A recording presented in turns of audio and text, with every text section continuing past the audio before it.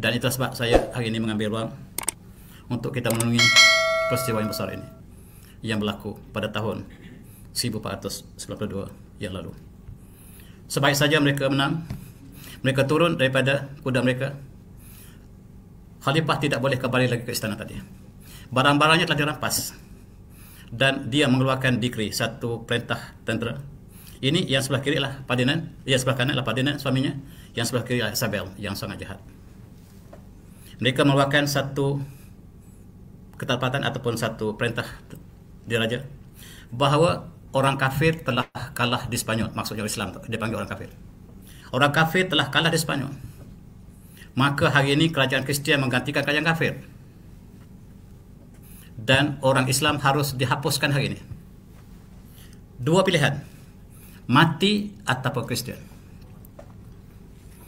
Sejarah toleransi 800 tahun kita yang berlaku di Spanyol tidak pernah dikenang, walaupun mereka telah menandatangani surat perjanjian supaya membenarkan umat Islam sebebas.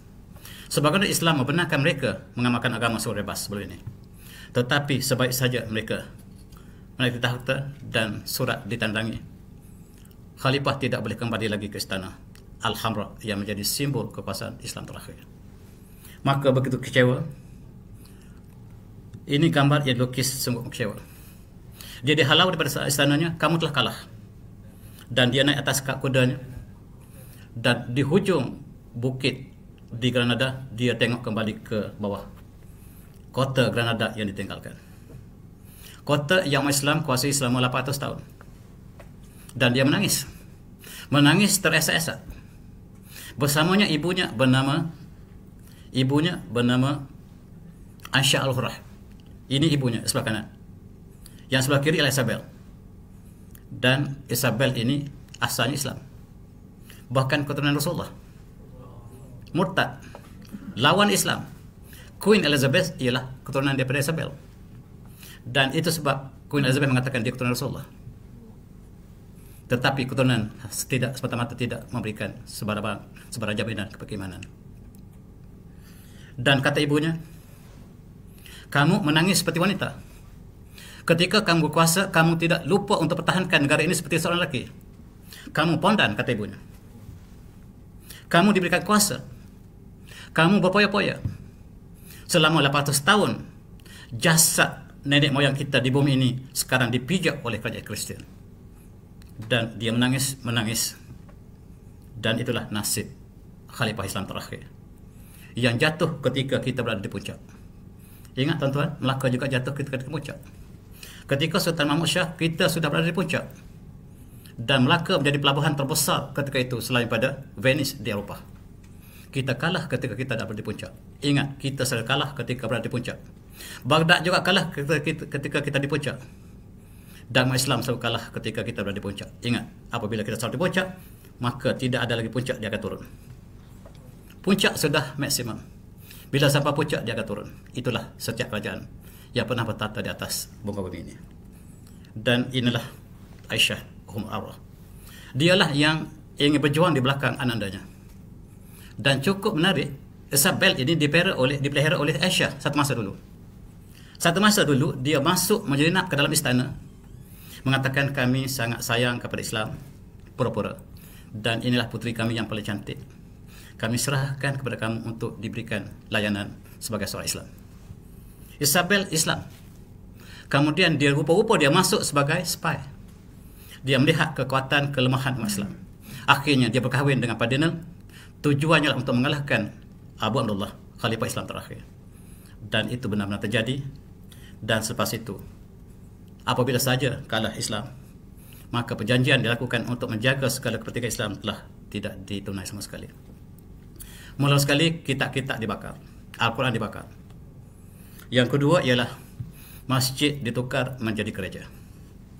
Ketika umat Islam, mereka menjaga kepentingan semua agama. Tetapi apabila kita kalah, masjid terbesar kita ini Masjid Qardobah, yang hari ini telah jadikan museum, telah dijadikan gereja. Dan semua masjid yang ada di Spanyol ataupun di Andalusia itu ditukar menjadi gereja. Satu demi satu, antara ialah masjid ini.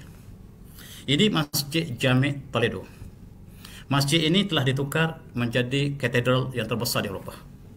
Asalnya Masjid Jami' Toledo. Tuan-tuan yang pernah pergi ke Spanyol, silalah lawat ini. Dan kawasan ini sangat-sangat luas. Saya sampai ke sini tahun 2000 lepas. Dan bila masuk sesat dalam ini. Begitu luas. Dan akhirnya saya jumpa, ini gambar saya ambil. Dan saya jumpa ini. Rupanya inilah tempat mihrab, tempat imam membaca khutbah.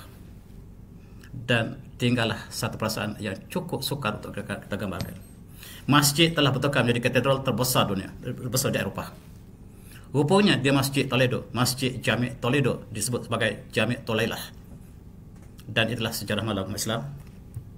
Begitu juga Masjid Jami' kita yang berada di Almeria. Kalau ada perkataan al di depan itu maksudnya bahasa Arab. Dan dia telah ditukar. Almeria telah dibina oleh khalifah kita. Dan sekarang menjadi sebuah bandar bola sepak yang sentiasa kalah itu. Dan di sini telah ditukar menjadi gereja.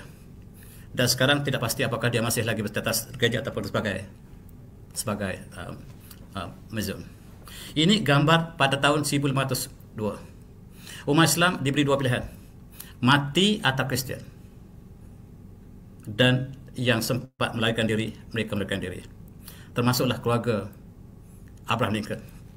Keluarga Abraham Lincoln ialah keluarga Muslim yang telah lari daripada Spanyol daripada pembunuhan Ferdinand Isabel. Barangkali wallahualam jiwa Islamnya masih ada. Tidak ada. Kalau kita lihat gambar Abraham Lincoln, rupanya bukan rupa Eropah, bukan rupa Amerika, rupa Arab. Dia ada janggut dan tidak ada presiden Amerika yang ada janggut. Misalnya dia berpotong dan dia menunjuk ke atas. Dia membebaskan hamba yang kebanyakanlah hamba itu Islam. Dan seorang penulis Arab, dia mengisytiharkan Abraham Lincoln adalah seorang Islam. Wallahualam, sama ada benar atau tidak. Tuan-tuan yang saya hormati, inilah nasib Islam. Apabila kita telah memerintah Spanyol selama 800 tahun, ini nasib kita terima akhirnya. Dihalau keluar. Dan tuan-tuan ingat, bagaimana nasib Palestin? Palestin, repeat sekali lagi. Peristiwa yang sama, dihalau oleh Yahudi. Ketika ini dihalau oleh Ferdinand Isabel, Spanyol. Dan berulang lagi di Spanyol, di Palestin dengan hampir sama. Dan sejarah mengulangi dirinya. Siapa yang tidak belajar sejarah, sejarah akan ajar sekali lagi. Dan itulah yang tersebut. Inilah Pop ataupun Paus yang paling ganas dalam sejarah Kristian. Dia adalah memerintahkan supaya seluruh umat Islam Spanyol dibunuh ataupun jadi Kristian. Dan perusahaan ini dikeluarkan pada tahun 1502 selepas 10 tahun kekalahan Islam ataupun 12 tahun kekalahan Islam di sana. Dia memerintahkan supaya semua umat Islam dikristiankan atau dibunuh. Yang sempat lari dapat melepaskan lari, tetapi yang tinggal terima nasib yang cukup parah. Dia memerintahkan supaya dilantik seorang kardinal yang bakal mengambil tugas ini. Tugas membunuh seluruh umat Islam. Tugas itu diberikan kepada Thomas Torquemada ataupun Torquemada. Ini rupanya. Inilah yang melaksanakan perintah Paus tadi. Paus berada di Vatikan, dia berada di Spanyol. Dan dia melaksanakan arahan itu, dan dia sendiri membunuh 17,000 umat Islam. Dan dia juga membunuh orang Yahudi. Orang Yahudi dan orang Islam sama-sama dibunuh.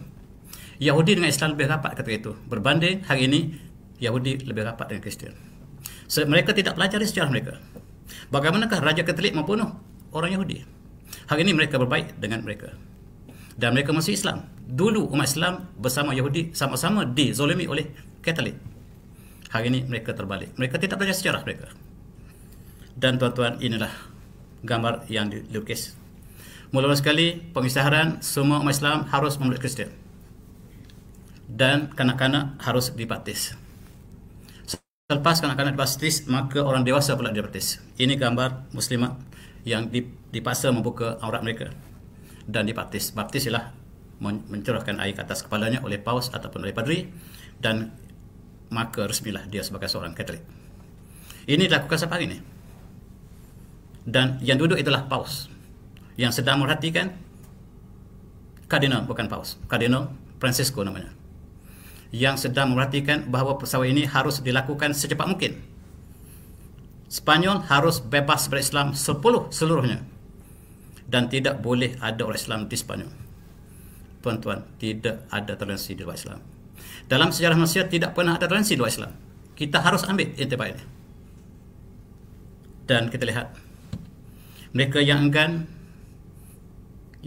di mulut Islam, mereka dilakukan seperti itu. Wanita dipasung, letakkan dalam kubur sehingga mati.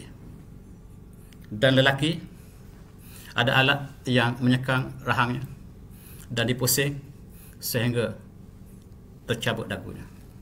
Dan ada satu alat masuk dalam mulut dan dipusing sehingga pecah mulutnya. Dan mereka kekal dengan Islam. Dan di sinilah padri cukup heran kenapa umat Islam rela mati. Rupa-rupanya keimanan yang ada dalam jiwa mereka masih kental walaupun kerajaannya telah kalah. Dan ini digambarkan oleh gereja. Gereja melukis bagaimana inilah caranya mereka memurtadkan umat Islam. Caranya yang paling ringan ialah siap kulit, sedikit demi sedikit, sehingga mati atau Kristian. Tuan-tuan, ingat, tidak ada toleransi di luar Islam sepanjang sejarah dunia, di timur, barat, utara, selatan. Dan kisah ini kisah yang sama-sama kita renungi. Dan ada kalanya dimulai pada muka, ada kalanya dibuka daripada bawah, dibuang kulit daripada isi, dan mereka mati dengan syahid. Dan inilah yang heran mereka, mengapakah orang Islam sangat sedikit yang murtad walaupun dilakukan demikian. Dan dipancung, digantung kepala mereka, dipamerkan. Ini gereja yang lukis, bukan kita lukis. Sekarang ada seorang padri yang melukis seluruh peristiwa itu berlaku. Dan buku ini telah kita dapat buka kembali. Dan gambar-gambar ini sebahagiannya dipetik daripada gambar itu. Gambar yang benar yang dilukis ketika peristiwa terjadi. Dan mereka gali umat Islam yang sudah mati. Mereka bawa ke mahkamah Inquisition. Mereka dibakar sekali lagi. Apabila ada mayat yang berpaling ke arah kiblat, mereka pasti itulah mayat Islam. Sehingga mereka mencungkir balik. Dan Pope Sixtus mengarah supaya kubur Rasulullah digali di Madinah. 2 orang Yahudi, 2 orang Katolik dibawa ke Madinah. Berpura-pura berpakai jubah dan duduk di bawah dekat masjid, di bawah Kaabah, di bawah kubah hijau sekarang. Dan pada malam tersebut mereka menggali kubur sehingga menuju kubur Rasulullah di atas perintah Sixtus, perintah yang sama. Mereka ingin membawa jasad Rasulullah ke Lisbon dan dihukum. Subhanallah. Dan mereka telah berjaya menggali sehingga Raja Nuruddin bermimpi di Syam bahawa 2 orang sedang menggali kubur Rasulullah. Rasulullah mengatakan, selamatkan saya. Nuruddin kembali ke Madinah dan mengumpulkan seluruh penduduk Madinah dan beri makanan. Dan rupa yang disebut oleh Rasulullah dalam mimpi itu dia tidak dapat lihat dalam peristiwa tersebut. Mereka bertanya, apakah ada lagi orang lain yang tidak datang? Kata Raja Nuruddin, ya, ada 2 orang lagi. Bawa ke saya. Bila datang 2 ini, Rasul dan Raja Nuruddin mengatakan, inilah rupa yang saya lihat dalam mimpi saya. Rupa-rupa dia menggali kubur Rasulullah sudah hampir dengan Rasulullah. Dan tanahnya dia bawa dalam jubahnya ke kubur Baqi'. Dan setiap malam dia melawat kubur dan kata orang Islam cukup baik, dia selalu melawat kubur Rasulullah, kubur-kubur sahabat, para sahabat. Rupa-rupanya bawa tanah untuk dicurahkan di kubur. Dan sekarang telah dibina tembok yang besar menghalang kubur Rasulullah daripada bawah ke atas, sehingga ada kubur hijau. Di bawahnya ada ditanam tembaga yang tebal supaya dapat melindungi jasad mulia ini. Ini ialah bagaimanakah Pope Sixtus, ingat, Paus Sixtus nama orang, yang merintah supaya kubur Rasulullah digali. Dan kita lihat mereka membakar Islam. Akhir sekali yang tidak murtad mereka membakar. Dan kata-kata yang dikeluarkan, yang dicatatkan dalam sejarah ialah la waliba illallah huwal hayy la yamut allazi la yamut. Dan mereka menyebut berulang-ulang kali sebelum mati. Inilah yang mereka heran, kenapakah orang Islam tidak murtad walaupun dibakar. Dan a'udzubillahi minasyaitonir rajim, wa ma nakum minhum illa ayyumin billahi lanzal hamida. Mereka tidak membunuhnya, tidak membalas dendamnya, kecuali mereka beriman pada Allah, Tuhan yang perkasa lagi maha terpuji. Hanya kita diseksa apabila kita beriman kepada Allah. Umat Islam di Myanmar dibunuh kerana dia beriman. Umat Islam di Rusia dibunuh kerana dia beriman. Umat Islam di Kemboja dibunuh kerana beriman. Umat Islam di China, Xinjiang dibunuh kerana dia beriman. Sama setiap masa dan ketika. Umat Islam sentiasa dibunuh apabila mereka tidak ada kuasa. Sentiasa. Di dunia dulu atau sekarang, timur atau barat, utara atau selatan. Dan apa yang berlaku di Lisbon, ada satu gereja dibuat oleh tulang Islam. Ini semua tulang Islam. Gereja ini namanya Capellas dos Os Capelas, gereja yang bernama demikian. Di situ tiangnya dibuat oleh tulang-tulang, disusun tulang, dan semuanya disambung tulang-tulang Islam, menggambarkan Islam telah berakhir di Spanyol. Inilah sikap mereka terhadap Islam dan bagaimana toleransinya Islam terhadap mereka.